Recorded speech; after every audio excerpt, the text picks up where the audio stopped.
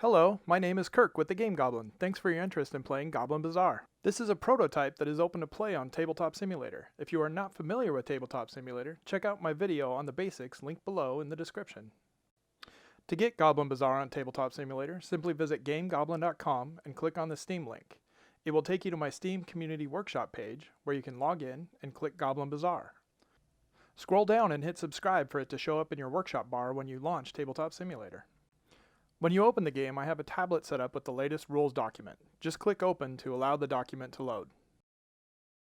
Because this is a prototype, the rules may be updated frequently from feedback that you or other players have given me. At the top of the document, I will post a date and a highlight color, and highlight the rules updated on that date in that color so you can quickly scan what has changed. You can delete the tablet when you are done to make more room on the table. This video lays out the rules at the time it was made and will get you started, but always refer to that doc for current updates. You can also join my Discord channel or Facebook group linked below to stay up to date, ask any questions, and even give feedback on the game. Now that that's out of the way, let's get started. Goblin Bazaar is a friendly worker placement and resource management game that focuses on providing a short playing time for 1 to 6 players. It's friendly because no spots are blocked by an opponent's workers. Because of this, there are shared turns. All players can place their workers and take actions at the same time. Let's start setting up the game with the shop deck. You can shuffle the shop deck using the R key, then right-click and tap Deal twice to deal 2 cards to each player. Each player places these cards face up next to their gem pouch card. Next, let's set up the Bazaar deck. Shuffle the Bazaar deck and remove 8 cards from the game. This leaves a 12-card deck. Here, I tapped the 8 key to deal myself 8 cards and then deleted them.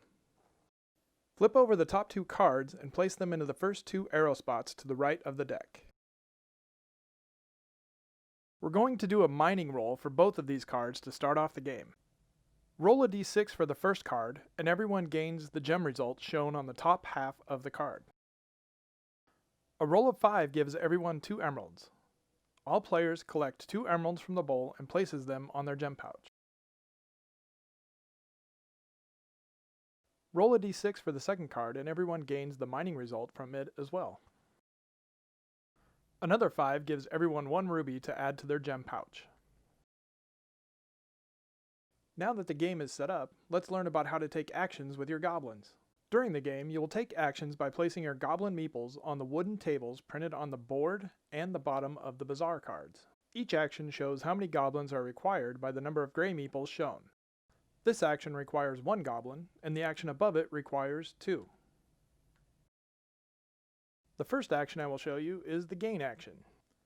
Gain actions have a yellow plus sign on them. When you place the required goblins here, you simply gain what is shown next to the yellow plus sign. I'll place one of my goblins on this spot to gain 1 ruby and add it to my gem pouch.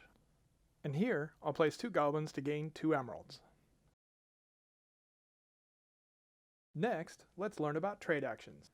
Trade actions have a yellow arrow on them. When you use a trade action, you will trade away what is shown on the left of the arrow to gain what is shown right of the arrow. I'll place 1 goblin on this spot to trade 1 emerald for 1 ruby. I'll put the emerald from my gem pouch back into the supply and gain 1 ruby. You can only use a trade action if you have the gems required for it in your gem pouch. If you can't do a trade, you may pick a different spot. Let's upgrade that gem pouch. You can upgrade your gem pouch from a 9 gem capacity to a 12 gem capacity. Place 1 goblin on the upgrade pouch spot and pay 1 amber and 1 emerald to flip your gem pouch card over. You now have 3 extra spots to hold gems. You start the game with 2 goblins, but you can make your tribe bigger and take more actions on the following turns with the higher goblin action. Place 2 goblins and pay 1 amber, 1 emerald, 1 ruby, and 1 diamond to hire an extra goblin for your tribe. Place a new goblin of your color from the supply onto the spot next to the 2 goblins you just sent to hire them. During the return home phase, all 3 goblins will return to your area, ready to take actions on the next turn. Goblins are suckers for cool rocks and rad sticks. These valuable items are worth points at the end of the game. Use these spots to purchase the gray rock cubes and the brown sticks from the supply. Place 1 goblin on this spot and pay 1 amber, 1 emerald, and 1 ruby to buy a cool rock. To buy a rad stick, place 1 goblin on the spot below and pay 1 emerald, 1 ruby, and 1 diamond. The rocks and sticks you gain are not kept in your gem pouch. They are kept in your area until the end of the game and then scored for points. Cool rocks are worth 6 points, and rad sticks are worth 9 points. There's a gnome with a shop that sells items that goblins covet most, like eggshells and broken bottles. These are the shop cards that each player was dealt during game setup. To buy these cards, you need to use the Buy Shop Card action. To take this action, you must have the gems required for at least one of the cards in your gem pouch. Here we have the 2 rubies and 1 diamond needed for the Toothless Gear. Let's place 1 goblin on the Buy Shop Card spot and buy it. You will put the spent gems back into the supply bowls and move the card over to the right. To replace the card, check the symbol on the bottom right corner. This symbol shows that we will replace Toothless Gear by drawing 1 card from the shop deck. Flip over the card you just bought. All the cards you buy will be counted for points at the end of the game. There are 3 ways to replace shop cards you have bought. An arrow with 1 card under it means you draw 1 card from the top of the shop deck. This is what we did for the Toothless Gear we bought in the last example. An eye with 2 cards under the arrow means you look at the top 2 cards and draw 1 of your choice. Put the other card back on top of the deck. Here's an example with Apple Core. With my cursor over the shop deck, I'll tap the number 2 key to draw 2 cards. Then I'll choose 1 to keep, and I'll place the other back face down on top of the shop deck. An eye with 3 cards under the arrow means you look at the top 3 cards and draw 1 of your choice. Put the other 2 cards back on top of the deck in any order. Here's an example with Holy Jug. With my cursor over the shop deck, I'll tap the number 3 key to draw 3 cards. Then I'll choose 1 to keep and put the other 2 back face down on top of the shop deck. Don't forget to turn your purchase cards face down into a pile to count at the end of the game. Let's go over the rules for the gem pouch. You start the game with a gem pouch that can hold up to 9 gems at a time. In Tabletop Simulator, I recommend locking your gem pouch card to make it easier to move gems on and off. Right-click and find Toggles Lock, or just use the L key to lock and unlock the card. If you gain more gems than your pouch can hold, you can decide which gems to keep and which to return to the supply. Here, I'll remove 2 amber that I had to make room for the gems I just gained and want to keep. Let's go over the turn sequence, starting with the Bazaar card and mining roll phases. You can find a turn sequence reminder on the player aid card in front of you. Use F to flip it if it's on its extra point side. Let's start with the Bazaar card phase. Note that you will skip this phase on the first turn as it was covered during game setup. Grab the face-up Bazaar cards and slide them to the right 1 spot and flip over the top card of the Bazaar deck to the first space. When the new card is revealed, you will do a mining roll for it. Roll the die and everyone gains the results shown on top of the new card. Here, a 6 gives everyone 3 amber. Let's take a look at what happens when there are 4 face-up Bazaar cards.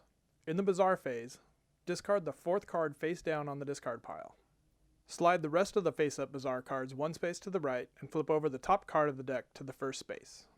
As before, you will now do the mining roll for the newest revealed card. A 5 gives everyone 1 amber and 1 diamond. Let's put those goblins to work. As shown in the action section before, this is the phase where you place your goblins to take those actions. This phase is a shared turn. All players place their goblins on actions during this phase at the same time. You may take your actions in whatever order you choose. If you don't have the required gems to take or pay for an action, you may take your goblin back and choose a different action. Here, we didn't have the diamond. So we'll take him back and pick a different spot that requires a ruby instead. We trade that ruby for a diamond, and now we can use that diamond spot. You may place your goblin on an action already occupied by other players' goblins. We can place our goblin on this spot even though red has used it. You may not place your goblin on an action already occupied by your own goblins. You cannot take the same action twice in the same turn. Goblins come home. Everyone leaves their goblins out on the action spots until all players are done taking their actions. Once everyone is done, all players grab their goblins and return them to the area in front of them. By now you're asking, how does the game end? Let's find out. When the last card of the Bazaar deck is flipped over, players will take the 11th and last turn of the game. Everyone goes through the turn phases one more time, and then we'll get to scoring. And now we get to see which goblin tribe has hoarded the most valuable treasures. When everyone has finished the last turn, goblins come home and start counting their loot. First, take the 2 unpurchased store cards and return them to the shop deck. Now let's flip over the cards you did buy and count up the points from the gold coins on them. From the menu, I like to go to Objects, Components, Tools, and grab a calculator. Add up all the points from the gold coins on the top left corner of the cards. Then check your player card for the extra points and add them up as well. Gems left in your pouch will grant you 1 point for each emerald, 2 points for each ruby, and 3 points for each diamond. Amber is not worth any points. Each cool rock you bought will give you 6 points, and each rad stick will give you 9.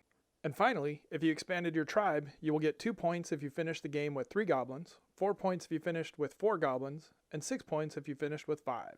I finished adding up my score, and I've got 90 points. Some final notes. Having only 2 goblins at the end of the game does not grant any extra tribe points. If there is a tie, the player with more amber wins. If there's still a tie, those players share the victory. Thanks for watching.